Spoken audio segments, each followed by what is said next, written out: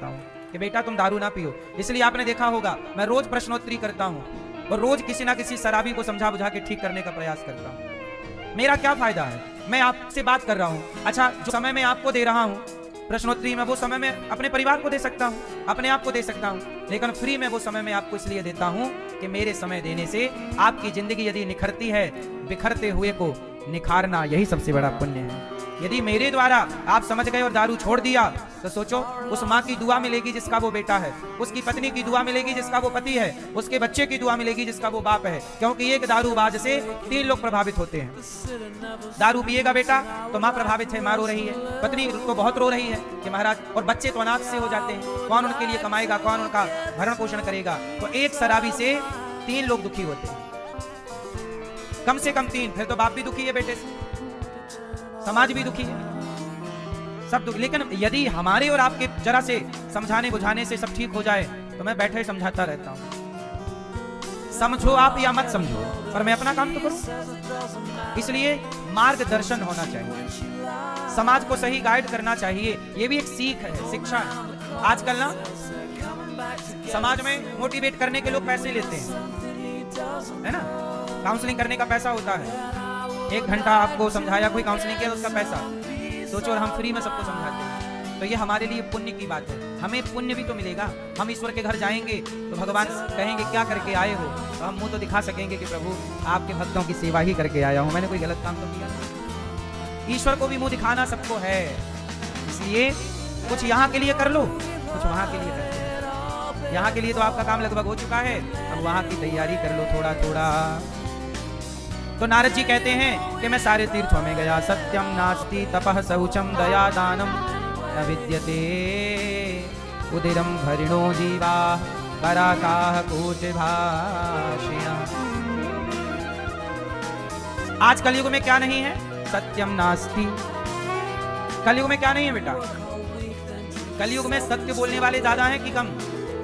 जोर से कम। आप सच बोलते हैं? आप नहीं बोलते? आप सच बोलती हैं? आप आप सच बोलती हैं? अच्छा बताओ, आप सच बोलती हैं कि नहीं? अच्छा ये बताओ, आप बैठे बैठे सो रही हैं कि जाग रही थी थोड़ी देर पहले? सही बोल रही हैं शुरू से ये।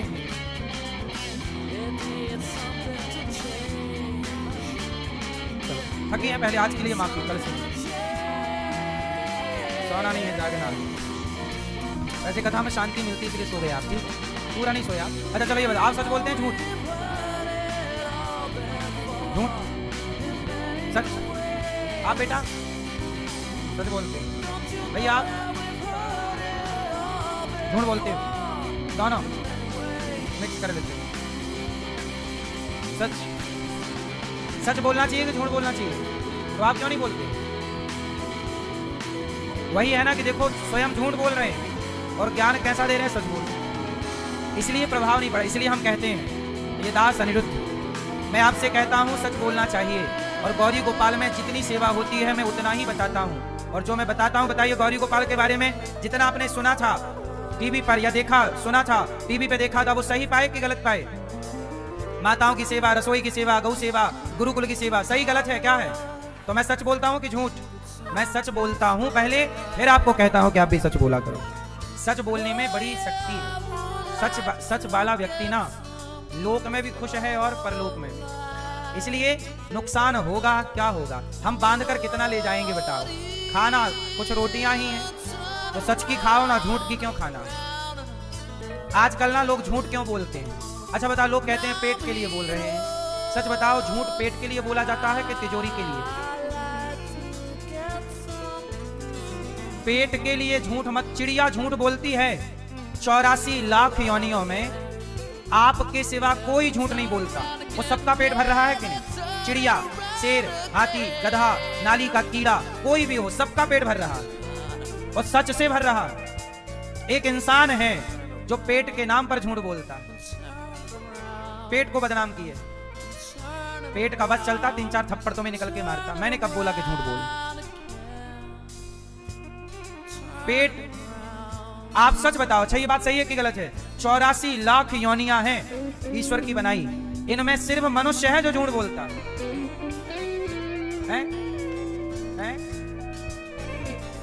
अच्छा, विदेशों में ना झूठ बोलने की परंपरा कम है। भारत में जितना झूठ बोला जाता है, विदेशों में इतना झूठ नहीं बोला जाता। उन लोगों ने माना कि मांसाहार किया, शराब पिए, कुछ काम उनके गलत है। विदेशों के 3 काम गलत है। लिव इन का कल्चर वहां का गलत है, शराब पीना वहां का गलत है, और मांसाहार गलत है। लेकिन वहां यदि वो गलत हैं तो कुछ मायने में कुछ जगह वो सही भी हैं। क्या है? वो सच बोलते हैं। विदेशों में कोई निंदा नहीं करता। अमेरिका में, पूरे अमेरिका में कोई भी आपको चौराहे पर बैठा हुआ नहीं मिलेगा, नुक्कड़ में बैठा हुआ नहीं मिलेगा। कभी पूरे अमेरिका में कोई भी व्यक्ति पेड़ के नीचे हुआ बैठा नहीं मिलेगा कि चलो बैठे उसकी बुराई करें। कोई भी नहीं कि बैठे बुराई कर रहे हैं, निंदा कर रहे हैं। हाँ, वो अपना टहल रहे होंगे, अलग विषय है, आनंद से। वहां किसी को किसी से कोई मतलब, वहां कोई जलने वाला नहीं है। पड़ोसी तरक्की कर गया तो जलो। भारत में पड़ोसी तरक्की कर गया तो जल रहे हैं, ईर्ष्या कर रहे हैं। इन चीजों ने हमें बहुत नीचे गिरा दिया है। ईर्ष्या ने, द्वेष ने, छल ने, कपट ने, झूठ ने हमें बहुत नीचे गिरा दिया। भारत इतना अच्छा देश है, लेकिन ये बुराइयों ने हमें नीचे गिरा रखा है। विदेशों में वहां कोई ईर्ष्या नहीं करता, कोई छल नहीं करता, कोई धोखा नहीं देता, कोई झूठ नहीं बोलता। एक सज्जन है, लंदन में रहते हैं, यही भारत के हैं। वो पेशे से डॉक्टर हैं, वहां पर सरकारी डॉक्टर हैं, पढ़े लिखे हैं। तो मैंने कहा कि भाई साहब आप डॉक्टर हैं और आप इतने अच्छे डॉक्टर हैं, तो मैं लंदन गया तो मेरा भी स्वास्थ्य थोड़ा सा खराब हो गया। वहाँ की हवा जलवायु मुझे जल्दी सूट नहीं की, खांसी बुखार आ गई। उन्होंने आके मेरा इलाज किया, मैं ठीक हो गया। मैंने कहा आप इतने अच्छे डॉक्टर हैं, आप भारत में क्यों नहीं रहते? बोले महाराज जी मैं भारत में इसलिए नहीं रहता क्योंकि भारत में मुझे झूठ बोलना पड़ेगा। भारत में डॉक्टरों को झूठ बोलना पड़ता। जैसे एक बड़ा हॉस्पिटल है, हॉस्पिटल का मालिक कोई और है, उसने 10 डॉक्टरों को हायर कर रखा है। तो हॉस्पिटल का मालिक डॉक्टरों को बोलता है कि महीने में आपको 10 ऑपरेशन करने हैं, महीने में आपको 20 ऑपरेशन करने हैं। अब वो डॉक्टर जो है ऑपरेशन की जरूरत नहीं है तो भी आपका ऑपरेशन ठोक देता है, क्योंकि उसको ऑपरेशन में तो 2.5 लाख मिल जाएगा, नहीं करेगा तो क्या मिलेगा। तो हमारे यहाँ हर फील्ड में आपको ना चाहकर, आप ईमानदारी से चलना चाहें तो सिस्टम चलने नहीं देगा। आपका ऊपर का बॉस मजबूर करेगा कि आप झूठ बोलिए। आप कोई भी कंपनी से जुड़िए तो कंपनी आपको झूठ बोलने का बोलेगी कि भाई हमारा प्रोडक्ट अच्छा नहीं है, पर आपको कहना है कि अच्छा है, इसमें सारे फीचर हैं, सब चीज, जबकि है नहीं। आप जानते भी हैं कि ये गलत है, पर आपको झूठ बोलना। तो उन्होंने कहा कि भारत में झूठ बोलना पड़ता है, लेकिन बोले मैं लंदन में हूँ, मुझे यहाँ कोई झूठ नहीं बोलना पड़ता। मैं अपने टाइम से जाता हूँ, ईमानदारी से अपना काम करता हूँ, कोई दबाव नहीं है, मैं अपना ईमानदारी से काम करता हूँ, कोई झूठ नहीं, कोई छल नहीं। भारत में झूठ ज्यादा। हमारे यहाँ के नेता झूठ बोलते हैं, बोलो हाँ, बोलो हाँ। हमारे यहाँ के नेता झूठ बोलते हैं, बोलो हाँ। लोग झूठ बोलते हैं, नेता काहे ना झूठ बोले। तुम्हें भी तो झूठ की चटनी चाटनी है। यहां सच से कोई चल नहीं सकता। हर सरकारी दफ्तर में जाइए, भ्रष्टाचार है, बोलो हाँ। जैसे भारत में आपको छुट्टी चाहिए तो झूठ बोलना पड़ता है कि साहब हम बीमार पड़ गए, हमारी माँ की तबीयत खराब है, तब छुट्टी मिलती है। बोला, उन्होंने, डॉक्टर साहब ने कहा कि ऐसा वहां नहीं है। वहां हमने अपना बता दिया कि भाई हमारे घर में ये फंक्शन है, हमें ये छुट्टी चाहिए। वो छुट्टी ज्यादा से ज्यादा वो समय के पैसे काट लेंगे, बस। झूठ बोलना नहीं पड़ता, हमारे यहाँ झूठ बोलना पड़ता। और हमारा एक सिस्टम बन गया है कि हर जगह झूठ बोलो काम हो जाएगा, इसलिए सब झूठे हो गए हैं। इसलिए इस देश का विकास उन देशों की अपेक्षा कम है, क्योंकि वहां कुछ चीजें गलत हैं तो कुछ चीजें उन्होंने सत्य को पकड़ा है। उन्होंने किसको पकड़ा है? सत्य को, और हमने झूठ को पकड़ लिया। याद रखिएगा, ईश्वर सदा उन्हीं का साथ देते हैं जो सत्य के रास्ते पर हैं। धर्म न दूसर सत्य समाना, आगम निगम पुराण बखाना। सबसे बड़ा, आज भी दुनिया में कितने भी झूठे लोग हों, लेकिन मैं आपसे हाथ जोड़ के कहता हूं, बोलने दीजिए सबको झूठ, आप सच ही बोला करिए। भाई जमाना झूठा है, रहा है, हमें क्या करें। सच बोलिए, सच की रोटी खाइए, छल कपट निंदा द्वेष से बचिए, अच्छाइयां अपनाइए, आपके बहुत काम आएंगे। नारद जी ने कहा, कलयुग में अब एक बार नारद जी भ्रमण करते गए, एक कन्या मिल गई वृंदावन में। कौन हो देवी? मैं भक्ति हूँ। उनका एक बेटा ज्ञान वैराग्य पड़े थे। क्या कौन हो तुम? पुत्र ज्ञान वैराग्य। भक्ति महारानी बड़ी परेशान है। भक्ति महारानी परेशान है। हाँ, आप ये बताओ भक्ति महारानी क्यों परेशान है? क्योंकि कलयुग आ गया। कलयुग में भक्ति तो फिर भी ठीक है, ज्ञान वैराग्य परेशान है। और आपको परेशान क्यों, परेशानी ज्यादा क्यों है? क्योंकि आपने भगवान से थोड़ी दूरी बना ली। इसलिए कहता हूं, क्या रखा है, क्या रखा है जगत की रिश्तेदारी में? निदग्धः कुटिलाश्च कामिना सप्ताह यज्ञेन कलौ पुनन्ति ते। कितना भी बड़ा पापी क्यों ना हो, भागवत से तर जाएगा। कोई तरा? हाँ, धुंधकारी नाम के एक सज्जन थे। सज्जन कहो, दुष्ट कहो, क्या कहो। आप जानते हैं धुंधकारी को? भैया आप धुंधकारी को जानते हैं? धुंधकारी नाम के एक आत्मदेव नाम के पंडित जी थे। उनकी पत्नी श्रीमती धुंधली देवी थी। धुंधली के कोई आत्मदेव जी के कोई पुत्र नहीं हुआ। बड़ी पूजा पाठ की। एक दिन जंगल गए, एक संत जी मिले, कहा पुत्र चाहिए। संत जी ने कहा आपके भाग्य में पुत्र नहीं है। तो जिद करने लगे, नहीं आप तो संत हो, आप तो भाग्य को भी मैट सकते हो, आप तो मुझे पुत्र दो। संत जी ने पुत्र के लिए फल दिया। ये फल पत्नी को खिला देना, पुत्र। पत्नी को फल दिया तो पत्नी धुंधली ने फल खाया नहीं, गाय को खिला दिया तो गाय को बच्चा हो गया गौकर्ण में। अच्छा, धुंधली के पति ने कहा कि तुमने फल खाया कि नहीं? कहा मैंने खा लिया, झूठ बोल दिया, तो गाय को खिला दिया। अच्छा, धुंधली की बहन को बच्चा हुआ तो धुंधली ने वो बहन का बच्चा रख लिया, पैसे दे दिए बहन के, ले तेरे पास तो बच्चे और हैं, पैसे ले, बेटा मुझे दे दे। तो बहन का बेटा पैसों में खरीद लिया और दावा कर दिया ये मेरा बच्चा। अब उस बच्चे को पाल पोस के बड़ा किया। अब वो बहन का बेटा था। अब माँ का लाड़ मिला, बाप का बुढ़ापे में बच्चा हुआ तो बड़ा लाड़ प्यार, उसे लाड़ प्यार से बिगड़ गया। अच्छा, गाय ने फल खाया तो गाय को बच्चा हुआ, नाम रखा गौकर्ण। धुंधली बोली मेरा बेटा का नाम होगा, मेरा नाम धुंधली तो मेरे बेटे का नाम धुंधकारी। अब धुंधकारी बड़ा हुआ तो बाप को मारे, माँ को मारे, पैसे लाओ पैसे लाओ, सारे पैसे बर्बाद कर दिए। एक दिन बाप को पैसे मांगा, बाप ने कहा सारा पैसा तुमने उड़ा दिया। तो डंडे से अपने पिता आत्मदेव को मारा, खूब मारा। आत्मदेव जी रोए, वाह विधाता, जब बेटा नहीं था तो भी रोना ही पड़ा और बेटा मिला तो भी रोना पड़ रहा। भाग्य में रोना है तो रोना पड़ेगा ही। अपने अपने भाग्य का सबको रोना पड़ता है। बोलो हाँ, सबको रोना है। धुंधकारी ने मारा। अच्छा, धुंधकारी ने क्यों मारा पिता को? आत्मदेव जी को बेटे ने मारा। अब सवाल यह खड़ा हुआ कि पुत्र से इतना दुख क्यों मिला आत्मदेव जी को? अरे पुत्र से इतना दुख मिलना था, इसलिए भगवान ने आत्मदेव जी को पुत्र दिया ही नहीं था। इन्होंने जिद कर ली संत जी से कि पुत्र दो, और बहन का बेटा ले लिया गोद। ईश्वर ने जो नहीं दिया ना, उसके चक्कर में नहीं पड़ना चाहिए। भैया हो गया मोबाइल का? भगवान ने जो आपको दिया है उसमें आप संतुष्ट रहिए। कई बार आपको क्या लगता है कि नहीं ये और मिल जाता है, ये और मिल जाता है। एक छांव के गुलाम बनोगे, सदा परेशान रहोगे। एक छाएं सदा आपको दुख देती रहेंगी। एक छाएं सदा क्या देंगी आपको? इसलिए कहता हूं, बेटा मिल जाए तो रख लो, नहीं मिले तो ज्यादा इच्छाएं ना करो। क्योंकि यदि बेटा नहीं दिया भगवान ने तो कुछ सोच कर ही नहीं दिया।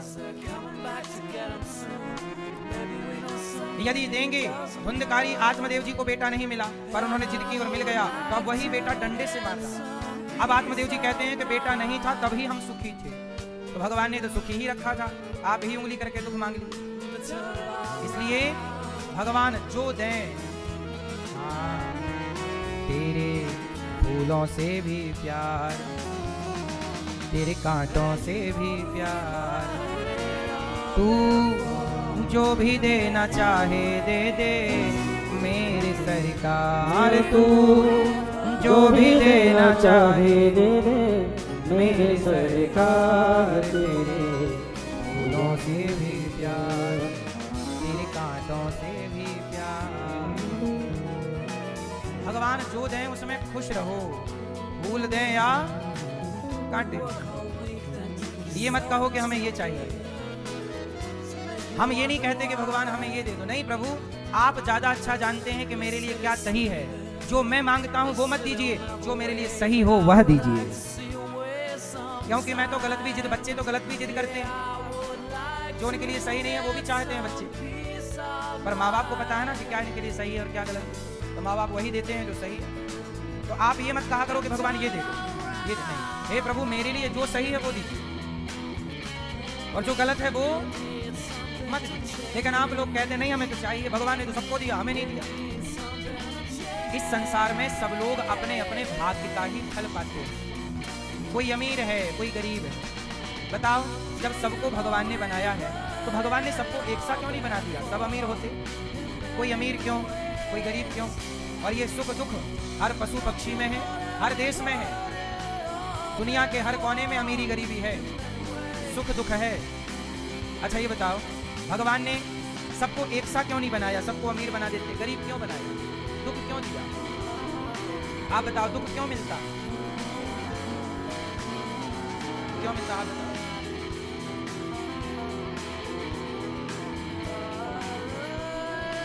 क्यों मिलता दुख? बताओ आप भैया, दुख क्यों मिलता? जो हम आज करते हैं, आज जैसे हमने आपको परेशान किया, आज की तारीख में हमने आपके गाल में थप्पड़ मारा, आज की तारीख में हमने किसी का दिल दुखाया, उसे कष्ट पहुंचाया, तो आज की तारीख में यदि हमने किसी का दिल दुखाया है तो लगभग उसी तारीख में किसी समय आने वाले टाइम पर हमारा भी दिल दुखेगा, हम भी परेशान होंगे जैसे हमने किया है। तो जो हम करते हैं वही हम पाते हैं और हमें लगता है कि देखो हमें दुख भगवान दे रहे हैं। भगवान नहीं देते दुख, आपने जो कर्म किए हैं वही आपको वापस। भाई किसान ने खेत में गेहूं बोया था तो उसे 4 महीने बाद वापस गेहूं मिल गया, चने बोए थे तो वापस चने मिले, मटर बोया था वापस मटर मिला, जो बोया था वह वापस उसे वही मिलेगा। जो कर्म करोगे वह कर्म ही वापस आपको मिलना है। और उसी मिलने को आप कहते हो भगवान ने बड़ा दुख दिया। भगवान थोड़ी दुख देते हैं, आपने जो कर्म किए थे वह कर्म अब आपको वापस मिल रहे हैं। इसलिए कहता हूं जैसा हम करते हैं वैसा ही हम पाते हैं। हम कर्म ही गलत करेंगे तो फल भी हमारा गलत ही होगा। इसलिए कहता हूं कि आपको कोई दुखी नहीं करता, आपके अपने ही बताओ कर्म ही आपको दुख देते हैं और कर्म ही आपको। आप किसी की सेवा कीजिए, सबका भला कीजिए, आपका दुख स्पर्श भी नहीं करेगा। आप निष्काम भाव से कार्य तो करिए, करो। किसी भूखे को रोटी खिलाओ, किसी प्यासे को पानी पिलाओ। आप निष्कपट भाव से, निष्काम भाव से सेवा करिए, परिणाम ना मिला। हाँ, परिणाम क्या है, फल मिलने में थोड़ा टाइम लगता है। आज के लोगों को जल्दी चाहिए। भाई बच्चा पैदा होने में 9 महीने लगता है, उसे 9 महीने ही चाहिए, प्रोसेस ही 9 महीने का। बोलो हाँ। ऐसे ही कर्म को पकने में भी टाइम लगता है। जो कर्म मैंने आज किया है अब वो हो गया, अब वो पकेगा। अच्छा किया वो भी पक के मुझे मिलना और बुरा भी पक के वो मेरे माथे फूटना। इसलिए कहता हूं हर गलत काम से बचो, क्योंकि आपने गलत किया है तो आपको भी वही मिलेगा। आपको सुख चाहिए तो सुख बांटना स्टार्ट कीजिए। बस सिंपल फंडा है। ईश्वर के यहां कोई उलझी नहीं। ईश्वर जलेबी नहीं बनाते, जलेबी आप लोगों ने बनाई है, जलेबी नहीं। ईश्वर का हिसाब बिल्कुल सीधा है, जैसी करनी सिंपल, कोई उलझन नहीं, कोई टेढ़ा टापटा काम नहीं, सीधा जैसे को सिंपल है वहां। अब क्या हुआ, धुंधकारी बाप को मार रहा है। आत्मदेव जी को गोकर्ण जी ने ज्ञान दिया, देहे स्थिमान से रुधिरे। जब धुंधकारी ने मारा ना पिता को, तो पिताजी रोए, तो गोकर्ण गाय का बच्चा जो था उन्होंने समझाया कि देहे स्थिमान से रुधिरे विमतिम त्यजत्वम जाया सुता दिशु सदा ममतां विमुञ्च पश्यानिसं जगदिदं क्षणभंग निष्ठम वैराग्य राग रसिको भव भक्ति निष्ठा। सुनो, गोकर्ण जी ने कहा देहे स्थिमान से रुधिरे। अच्छा ये बताओ, आपका शरीर कितनी चीजों से मिलकर बना है? मैया, ओ मोबाइल वाली मैया, हो गया काम? कर लो, बात कर लो, कहाँ करनी है? सुन लो मेरी माँ, सुनो, आपका शरीर कितनी चीजों से मिलकर बना है? 5। क्या क्या है 5 में? पृथ्वी, जल, वायु, अग्नि और। अच्छा ये बताओ, आपका शरीर एक समय बाद नष्ट होगा कि नहीं?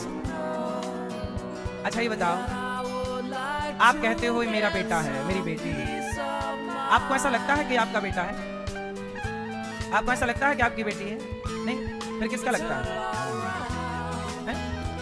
कई बार हमें लगता है ये हमारा बेटा है, हमारी बेटी है, पर वास्तविकता ये नहीं है कि ये बेटी हमारी है या ये बेटा हमारा है। बहुत ध्यान से समझने का विषय है।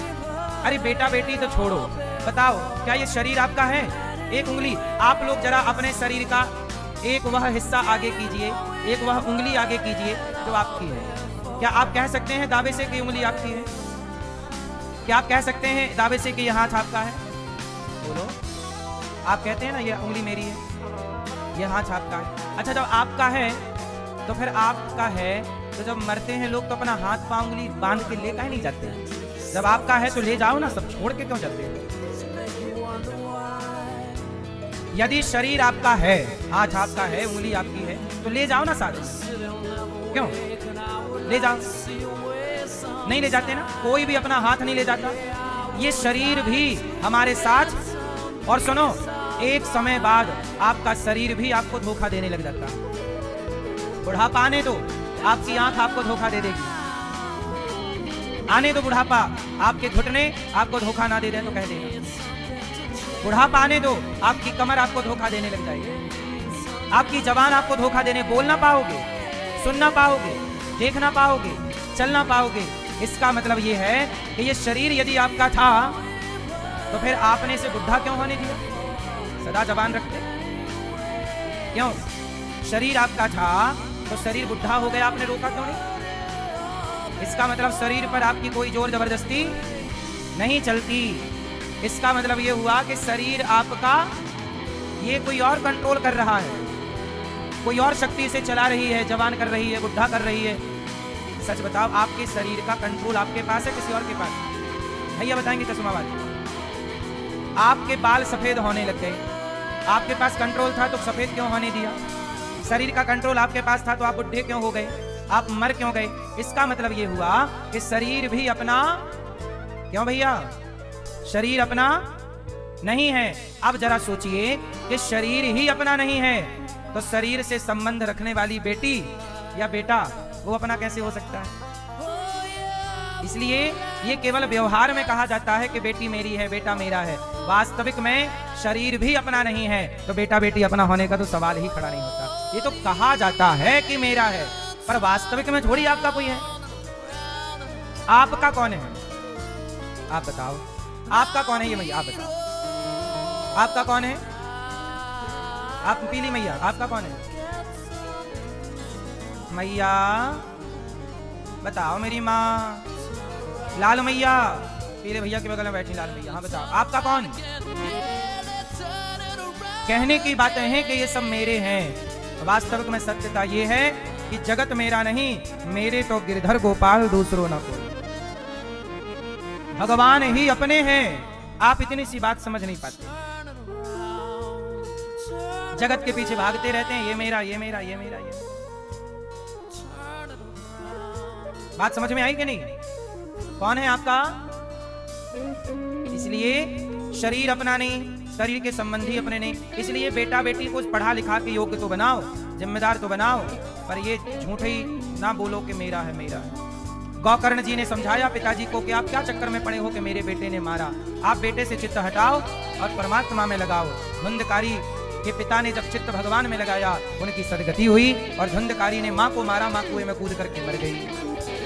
तब धुंधकारी ने 5 वैश्याओं को घर में लाकर और 5 वैश्याओं के संग रहा।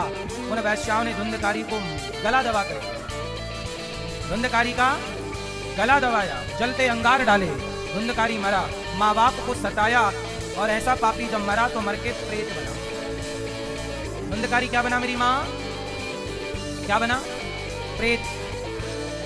भैया, पुरुष लोग मरते हैं प्रेत बन जाते हैं, जो गलत काम करते हैं। और जब स्त्रियां गलत काम करके मरेंगी तो क्या बनेंगी? चुड़ैल,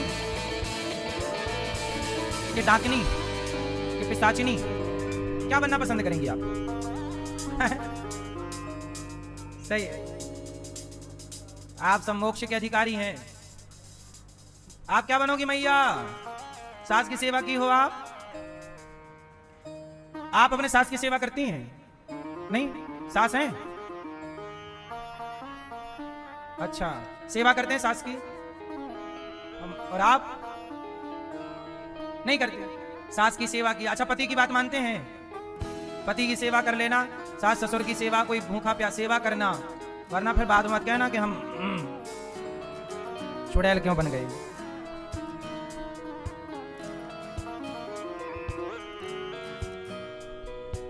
तो धुंधकारी क्या बना? प्रेत। अब प्रेत बन गया। अब वो जब प्रेत बना तब उसे लगा कि मैंने बड़ी गलतियां की हैं। जब तक आदमी जिंदा है तब तक वो उसे लगता है कि मैं ठीक कर रहा हूं, लेकिन जैसे ही शरीर छूटता है वैसे ही आप शून्य हो जाते हैं। फिर आपको लगता है मैंने शरीर पाके बड़ा गलत काम किया है। अब धुंधकारी ने कहा कि मैं क्या करूं? तब गौकर्ण जी के पांव पकड़ के कहा भैया के कि आप मेरा मार्गदर्शन कीजिए, मैं क्या करूं, मेरा उद्धार कीजिए प्रेत योनि से। तब गौकर्ण जी ने धुंधकारी को भागवत सुनवाई, और भागवत सुनी तब धुंधकारी प्रेत योनि से मुक्त हो गया। यदि जाने अनजाने में आपके माता पिता, दादा दादी, पूर्वज यदि प्रेत योनि में चले गए, इसलिए कहता हूं भागवत जरूर सुनो, ताकि आपके इस भागवत से उनका उद्धार हो जाए जो जाने अनजाने में कहीं किसी गलत योनियों में जा चुके हैं। इसलिए हर पुत्र को अपने माता पिता के निमित्त भागवत जरूर, अभी पोथी पाठ होंगे तो आप भी अगला पोथी पाठ जब होंगे तो आप भी अपने माता पिता के नाम से निमित्त भागवत जी के पोथी पाठ बिठा सकते हैं पितरों की मंगल कामना के लिए। अभी भी यहाँ पोथी पाठ चल रहे हैं, आज से स्टार्ट हुए। जिन भक्तों ने बिठाया है, आप सब बड़े पुण्यात्मा हैं कि आपने अपने पितरों के लिए, पूर्वजों के लिए इतना अच्छा कार्य किया है। ये अच्छे काम जरूर करते रहने चाहिए। जाने अनजाने में सबसे गलतियां होती हैं, इसलिए मोक्ष का साधन केवल भागवत जी हैं, जो जीते जी को भी दे सकती हैं और मरे हुए को भी। धुंधकारी ने भागवत सुना, मोक्ष को पा लिया। गौकर्ण जी ने दोबारा भागवत सुनाई, सब जीव जंतु भगवत धाम गए और गौकर्ण जी को भगवान ने हृदय से लगाया। संतों के बीच में भगवान प्रकट हुए, सब भगवत धाम गए। श्रोता वक्ता का निरूपण है। भागवत जी कौन सुने? श्रोता कैसे हो? श्रोता आप जैसे अच्छे श्रोता। श्रोता कैसे होने चाहिए? जो प्रेम से कथा सुने और सुनकर के उसे धारण करें बार बार।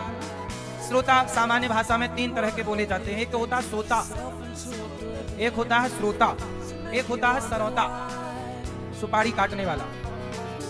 ये क्या करता है? श्रोता तो प्रेम से कथा सुनता है, सोता मस्त सो जाता है। सबसे गलत होते हैं सरौता, जो खुद सुनते नहीं, बगल वाले को कुटर कुटर कुटर कुटर बातचीत करते रहते। इसलिए बातचीत करने वाले श्रोता ना हो। बातचीत करने वाले श्रोता ना स्वयं सुनते हैं और ना बगल वाले को सुनने देते, तो वह श्रोता की कोटि में नहीं है जो बातें करें। चित्त लगाकर 3 घंटा प्रेम से सुनो, जब क्योंकि आप पूरा ध्यान लगाओगे तब विषय समझ में आएगा। अब जैसे हम कोई भी कठिन विषय समझा रहे हैं और आपका जरा भी देर के लिए ध्यान भंग हुआ तो फिर वो आपको समझ में नहीं आएगा, क्योंकि उसकी आधी बात हो चुकी होगी जब तक आपका ध्यान लगेगा। फिर आप बीच से समझ में नहीं आता, जब शुरू से आखिरी तक समझोगे तब कोई भी सब्जेक्ट समझ में आएगा। इसलिए श्रोता वही है जो चित्त लगाकर सुने, शांत चित्त से, यहाँ वहाँ ध्यान ना दे, बार बार का उठना बैठना ना करे, यहाँ वहाँ कोई आ रहा है कोई जा रहा है, इस पर ध्यान ना दे। आप चित्त लगाकर सुनिए।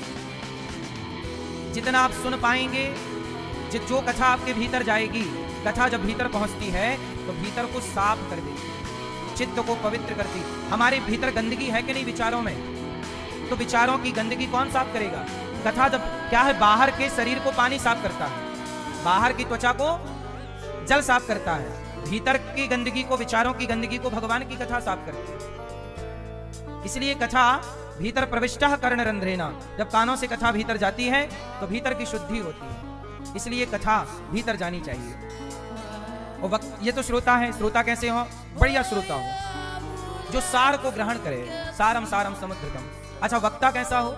विरक्तो वैष्णवो विप्रो वेद शास्त्र विशुद्धिकृत दृष्टांत कुशलो धीरो वक्ता कार्योति निष्प्रहा। वक्ता कैसा हो? वक्ता विरक्त होना चाहिए, भगवान का भक्त होना चाहिए। कथा ऐसी सुनाएं कि आपको हर बात समझ में आए। इसलिए दास अनिरुद्ध आपको ऐसी कथा सुनाने का प्रयास करता है कि मेरी एक एक बात आपकी समझ में आनी चाहिए। यदि आपकी समझ में नहीं आई तो मैं दिन भर क्या सुनाया, क्या फायदा। तो वक्ता कैसा हो, जो समझा सके, दृष्टांत देकर, अनेक बातों से, तर्क से इसलिए मैं आपको पूरा समझाने का प्रयास करता हूँ। बस आपसे यही प्रार्थना करूंगा कि आप शांति से बैठिए, सुनिए, बाकी जिम्मेदारी हमारी। आपको समझ में आएगा, हम ऐसे ही समझाएंगे। जब तक नहीं आएगा समझाते रहेंगे बार बार। अभी तक जितना भी हमने आपको समझाया, सच बताओ, समझ में आया कि नहीं आपको? जो भी हमने विषय समझाया समझ में आया? हम इस सरल तरीके से समझाने का प्रयास करते हैं कि बच्चे को भी, क्योंकि यहाँ देखो बच्चे भी बैठे हैं, जवान भी बैठे हैं, बूढ़े भी बैठे हैं, हम इस भाषा का प्रयोग करते हैं, ऐसा उदाहरण देते हैं जो सबकी समझ में आए। समझाना भी एक कला है, क्योंकि आप कितनी भी बड़ी बातें कर लीजिए पर समझा नहीं पाएंगे तो बातें करने का कोई अर्थ नहीं। तो मेरा प्रयास है कि मैं आपको हर बात समझा पाऊं, ठीक है? तो वक्ता ऐसा हो, श्रोता ऐसे होने चाहिए, इस तरह की बात कही गई। और गोकर्ण जी ने धुंधकारी को यही कहा, आत्मदेव जी को, सेवा सेवा कथा रस महो नितराम पिबत्वम। जीवन में दो चीजों का रस जरूर पीना चाहिए। कौन सा रस पीना चाहिए? सेवा का रस और कथा का रस।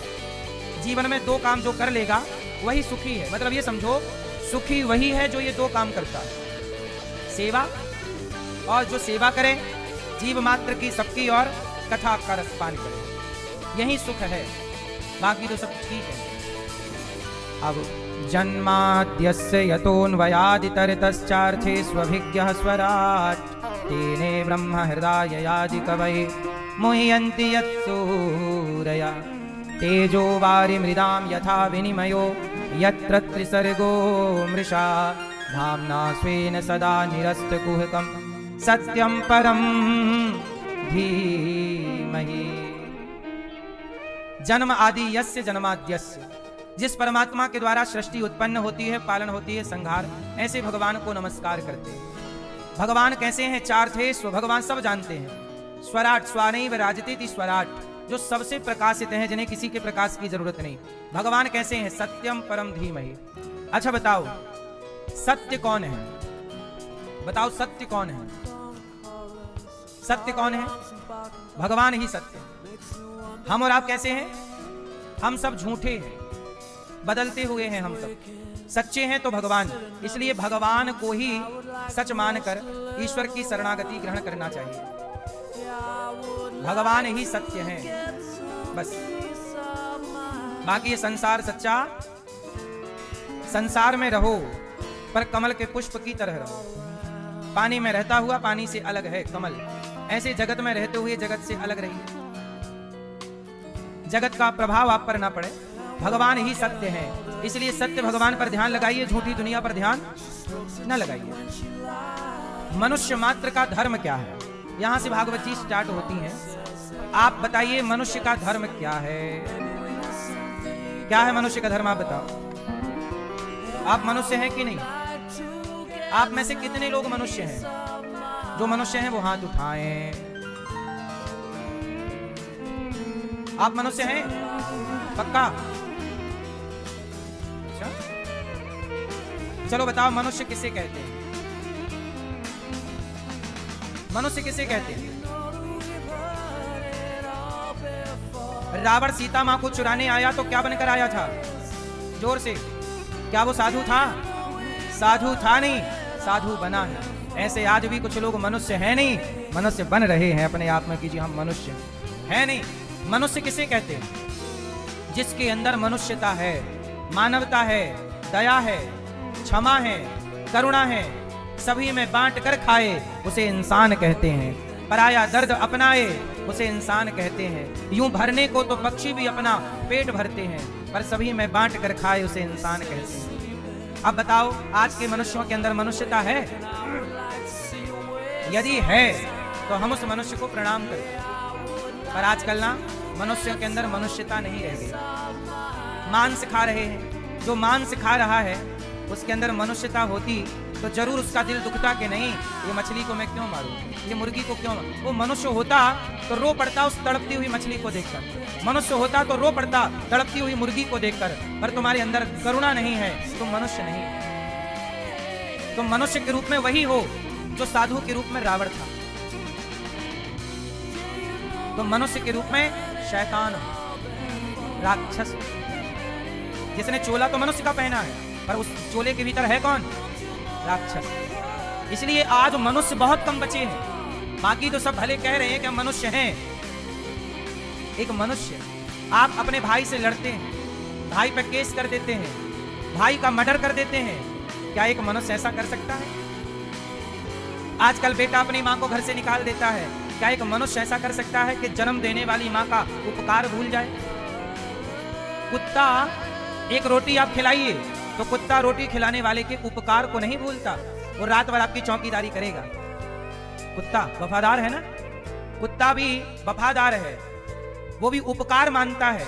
लेकिन बताओ, जिस माँ ने दूध पिलाया, जिस माँ ने मलमूत्र धोया तुम्हारा, जिस माँ ने तुम्हारी मालिश की, आज बेटा उस माँ का उपकार नहीं मान